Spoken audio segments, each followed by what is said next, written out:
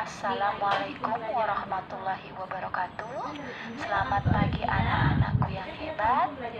Sebelum memulai pembelajaran, marilah kita berdoa bersama-sama. Semoga Tuhan selalu memberikan kita kesehatan dan kita dapat melakukan aktivitas seperti biasa.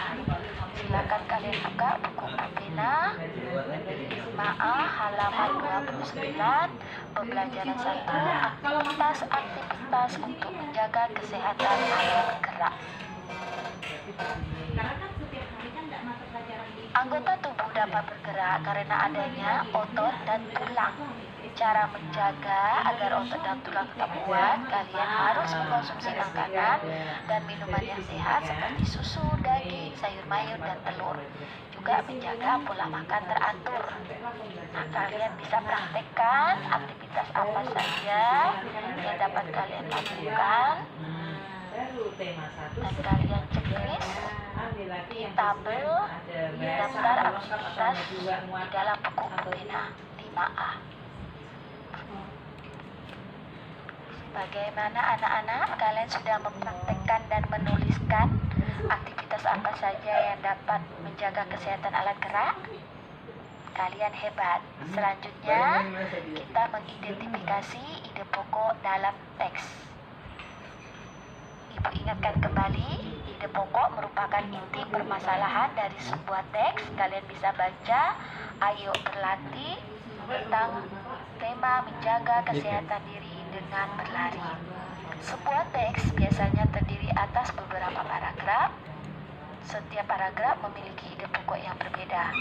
Kita coba nomor 2 di halaman 31, paragraf ke-1, ide pokoknya. Kita baca dulu, kita simak. Terdapat di kalimat pertama, olahraga merupakan salah satu cara untuk menjaga kesehatan tubuh. Kalian lanjutkan untuk menentukan ide pokok di paragraf kedua dan ketiga, dan ceritakan kembali ide pokok tersebut menggunakan bahasamu. Kalian pasti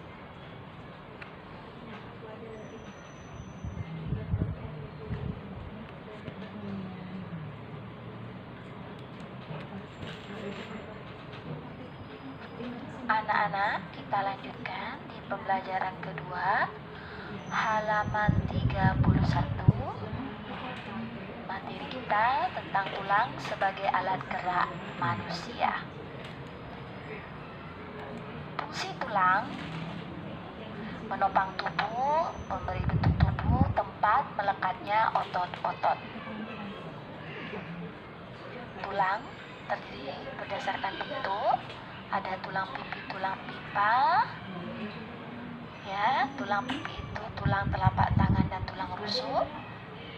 Tulang pipa itu tulang paha dan tulang lengan. Sedangkan berdasarkan zat penyusunnya, tulang rawan yaitu di tulang telinga, tulang keras terdapat di tulang tengkorak.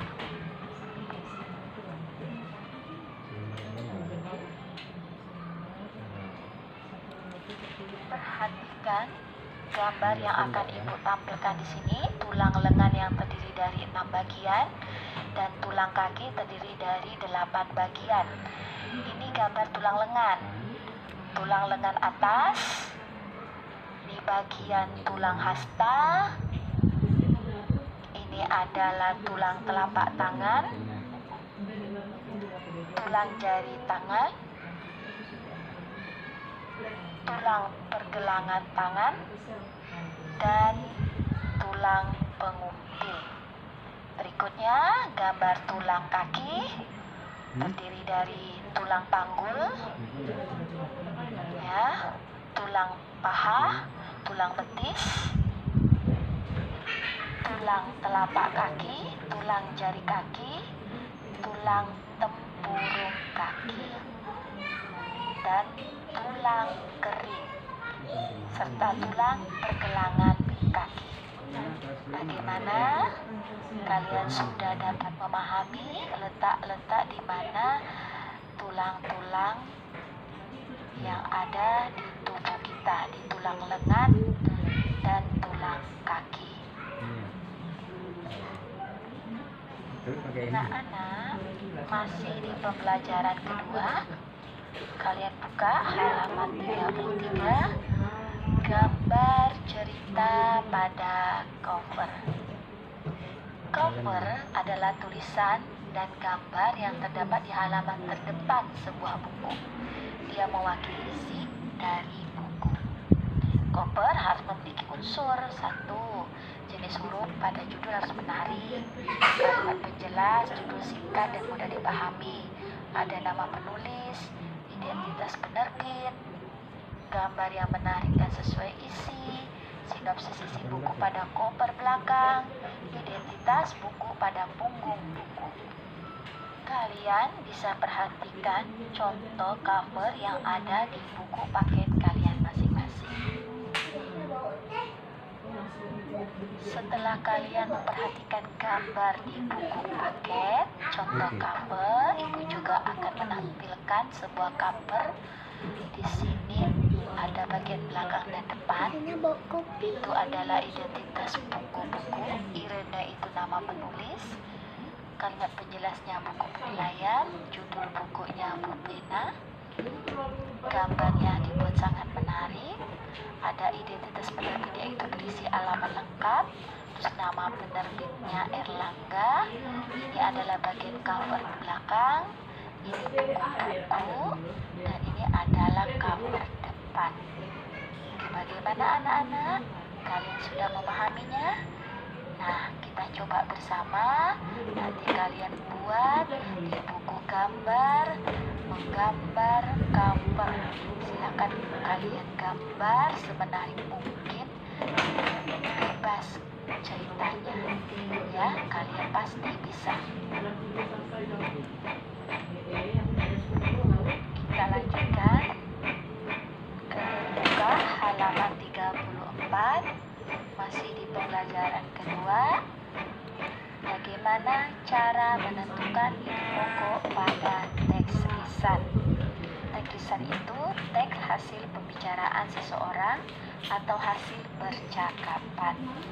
Caranya untuk menentukan ide pokok, dengarkan teks atau baca berulang-ulang dengan sungguh-sungguh, catat permasalahan, tentukan topik serta kalimat utama yang menjadi inti pembicaraan dari teks lisan. Ibu akan membacakan sebuah cerita. Judulnya Mengurangi Sampah Plastik.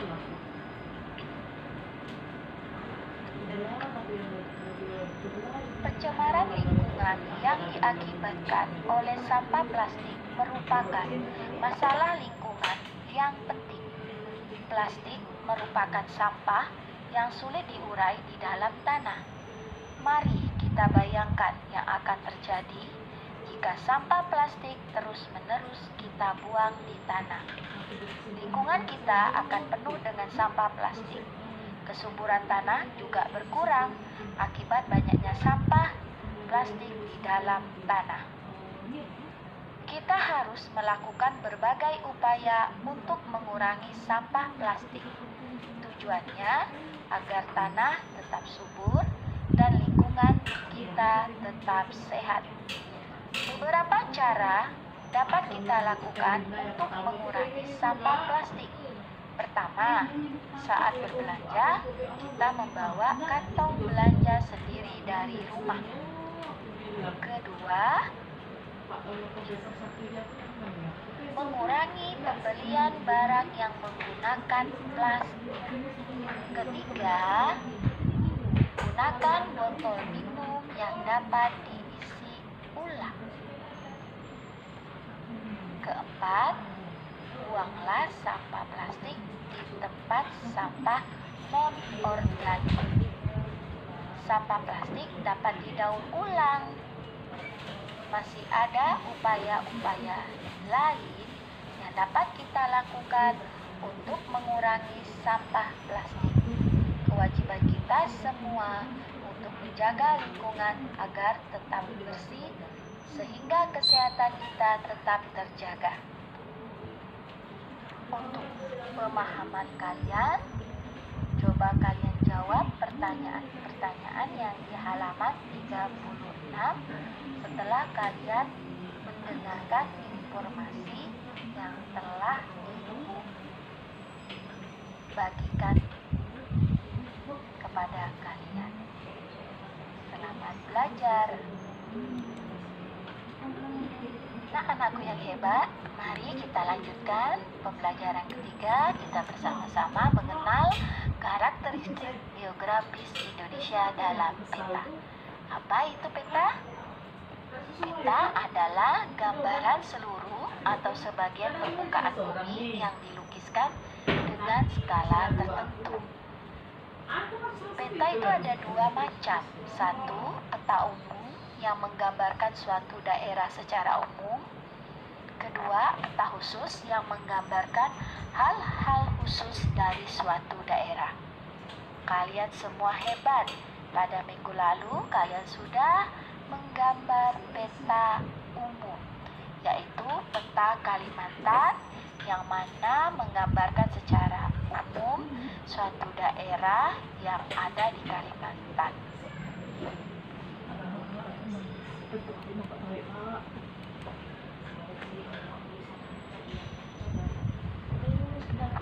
Pada halaman 34, kalian tadi sudah mendengarkan cerita yang Ibu bacakan. Sekarang kita akan belajar bagaimana menentukan atau menunjukkan ide pokok dalam teks percakapan.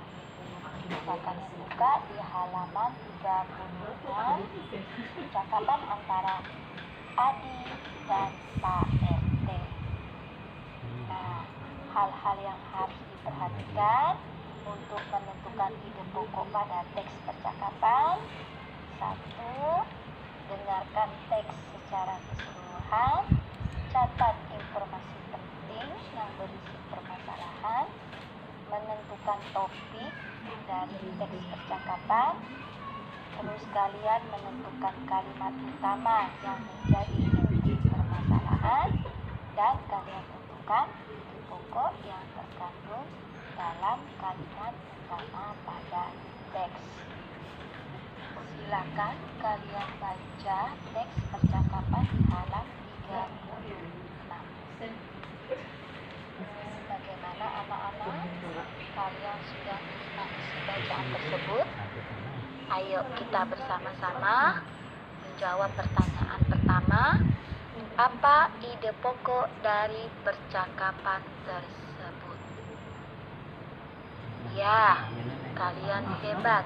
Jawabannya adalah manfaat dari kerja bakti. Kita lanjut nomor 2. Di manakah kalimat utama dari percakapan di atas? Kalian sudah menemukan? Ya, kalimat yang dibacakan oleh Pak RT. Kegiatan kerja bakti merupakan salah satu kegiatan yang dapat menjaga kerukunan antar sesama. Dengan bekerja bakti, para warga dapat lebih mengenal satu sama lain, baik itu warga baru maupun warga lama.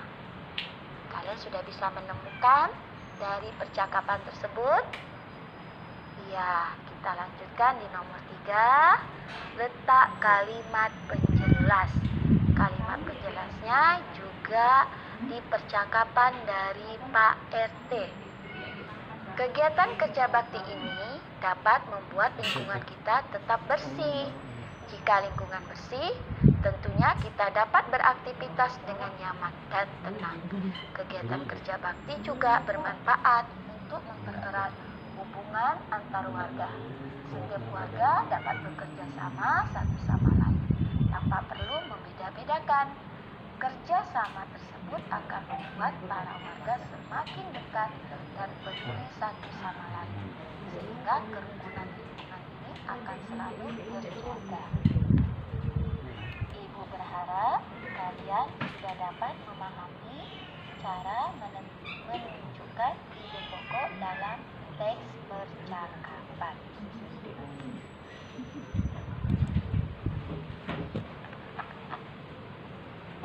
Kerja bakti yang dilakukan di lingkungan Pak RT itu sudah menunjukkan salah satu sikap nilai-nilai luhur Pancasila dalam kehidupan sehari-hari. Kalian buka di halaman 37. Negara Indonesia adalah negara yang besar. Hal tersebut tercermin dari kondisi geografis Indonesia dan keragaman masyarakat di dalamnya. Nah, kita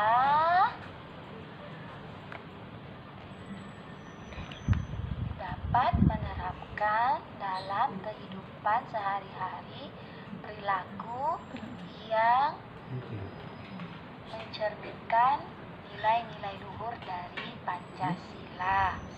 Contoh, di lingkungan sekolah, kita dalam berteman tidak boleh memilih teman. Kedua, kita mau berbagi dengan teman, baik dalam berbagi ilmu. Terus kita juga bisa bersikap jujur ketika mengerjakan tugas. Di lingkungan rumah, seperti melaksanakan ibadah sesuai agama masing-masing, menghormati orang tua, mengutamakan kepentingan keluarga, dan kita juga suka berbagi. Sedangkan di lingkungan masyarakat, tentunya kita bisa menjenguk tetangga yang sedang sakit, mengikuti kegiatan kerja bakti seperti adik, kita menghargai tetangga yang tengah melakukan ibadah atau merayakan hari raya, dan masih banyak lagi nilai-nilai luhur yang terkandung yang dapat kita terapkan dalam kehidupan sehari-hari. Semoga pembelajaran hari ini bermanfaat untuk kita semua dan bermanfaat bagi kalian. Mohon maaf jika di dalam penjelasan Ibu banyak sekali kekurangan. Ibu akhiri, wassalamualaikum warahmatullahi wabarakatuh. Selamat pagi.